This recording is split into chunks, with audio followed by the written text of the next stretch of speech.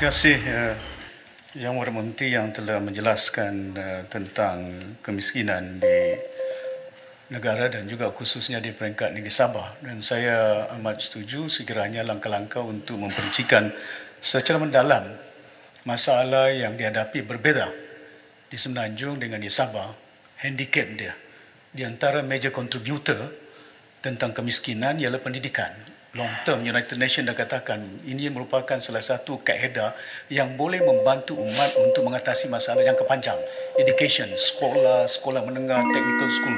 Cuma saya ingin bertanya kepada Yang Berhormat tentang apa yang telah diutarakan, iaitu Yang Amat Berhormat Tambun telah menyatakan bahawa kemiskinan tegas 100% telah pun dicapai di Kuala Lumpur, Melaka, Negeri Sembilan.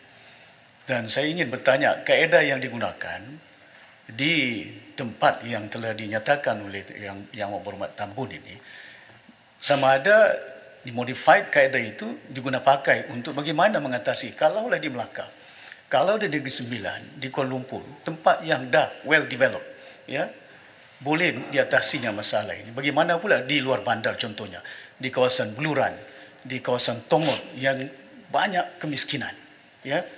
Sama ada kita gunakan kaedah yang berlainan seperti apa yang disebut pertanian tadi itu. Kena dahulu waktu saya Ketua Menteri, bagi tanah, bagi pertanian, pastikan mereka, tapi tanam tumbuh-tumbuhan ataupun sayur-sayuran yang kualiti harga dia, pasaran permintaan tinggi, harganya juga tinggi. Dan ini antara kaedah. Sama ada pendekatan bagaimana yang Berhormat Menteri untuk cuba mengatasi supaya kita boleh menoktakan kemiskinan tegar, khususnya di 8 daerah yang termiskin di negara kita ini. Ya, minta kerjasama daripada Yang Berhormat Menteri. Terima kasih sempurna.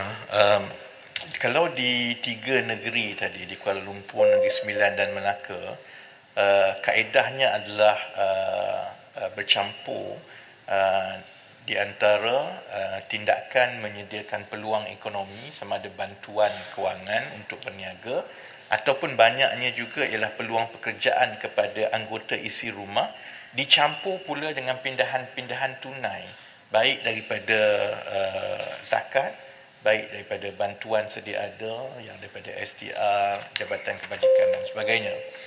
Pandangan saya untuk sempurna ialah dia lebih mudah dibuat di tempat-tempat yang lebih bandar. Memang betul, kerana peluang pekerjaan itu lebih banyak untuk diberikan kepada anggota-anggota isi rumah. Jadi untuk kita mengeluarkan sesebuah keluarga daripada garis kemiskinan tegar, iaitu pendapatannya itu sekitar RM2,000 ke atas, campur semua, dia lebih mudah untuk di tempat-tempat bandar. Sebab itu tumpuan kita sekarang kalau di Sabah ialah untuk mewujudkan peluang pekerjaan tetapi melalui pertanian bersepadu. Bukan kita bagi tanah dan bagi benih kat dia, pandai-pandai dia. Kita susun keseluruhan projek itu, 100 ekar, 200 ekar setiap satu tempat. Segala infrastruktur ditanggung oleh kerajaan, semuanya dibuat seperti kilang. Dan pembelinya itu dan kontrak belian semua telah disusun supaya mereka mendapat gaji sebenarnya RM2,000, RM2,500 bergantung kepada yield tapak masing-masing, kerana setiap seorang penerima itu akan dapat di antara setengah hektar ke 1 ekar, tetapi semuanya itu akan dikawal melalui satu proses. Dan kalau di Sabah, oleh kerana jumlah isi rumah miskin tegar ini jauh lebih tinggi, kalau kecuali kerajaan negeri dan kerajaan persekutuan memberi peruntukan yang khusus lebih tinggi, baik melalui zakat ataupun Jabatan Kebajikan Masyarakat dan lain-lain, kita tidak boleh bergantung semata-mata kepada pindahan tunai. Tetapi saya berharap apabila kita selesai dengan padu dan kita telah petakan banyak tempat-tempat yang sebelum ini tercicir, itu akan membolehkan lebih banyak keluarga miskin tegar di Sabah dan juga di tempat-tempat lain yang sebelum ini tidak mendapat bantuan kerajaan akan mula mendapat bantuan kerajaan, bukan sahaja bantuan tunai tetapi program-program untuk anak-anak mereka, contohnya program untuk TVET dan sebagainya.